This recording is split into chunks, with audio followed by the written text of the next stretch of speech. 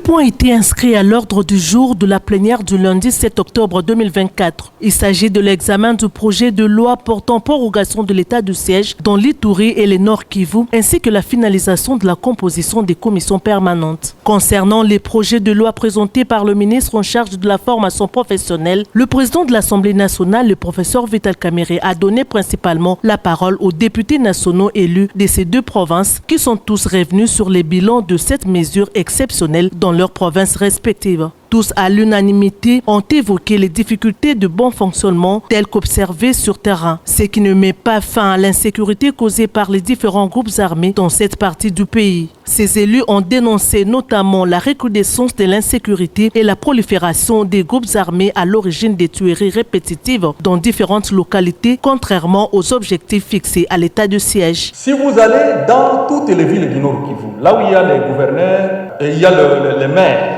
militaires et policiers, ces maires n'ont pas l'attribution de conduire les opérations.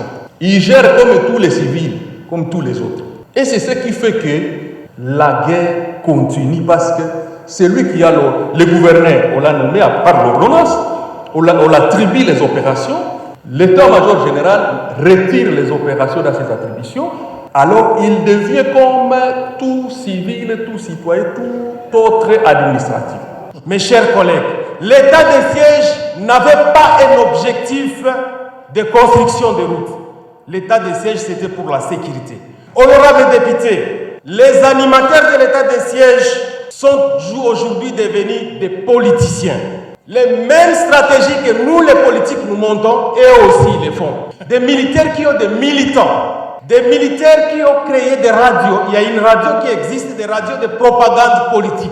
Attentif aux interventions des élus du Nord Kivu et de l'Ituri qui se montrent plus concernés par les retombées de l'état de siège sur terrain, le président Vital Kamerhe lui-même, en tant qu'élu du Sud Kivu, a exprimé son chagrin face à la peine que vivent les compatriotes congolais de l'Est suite à la guerre imposée à la RDC par le Rwanda et l'Ouganda. Vital Kamerhe a par ailleurs, dans son rôle de speaker de la Chambre basse du Parlement, appelé les élus du peuple à voter pour cette prorogation sollicitée par le gouvernement avec la condition de passer à son évaluation globale par la plénière dans les prochains jours. L'objet principal de l'état de siège, c'était de mettre fin à l'insécurité dans toute la partie est de notre pays et que nos populations vivent en paix.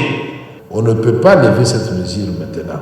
On doit d'abord l'évaluer parce que ça, ce serait épidermique de notre part. Nous allons donc aujourd'hui, après ces débats houlés, et considérer que tout ce que vous avez fait là, ce sont des amendements qu'on ne va pas mettre malheureusement dans la loi portant prorogation, mais ça va être dans les dossiers de l'actualisation des résolutions que vous aviez déjà faites auparavant, et que cette question n'est pas seulement la question du Nord, du Sud, Kivu et de l'Ituri, mais c'est une question d'importance nationale. Qui sont pour? Merci. Le projet de loi portant prorogation de l'état de siège est adopté et donc l'état de siège est prorogé pour 15 jours.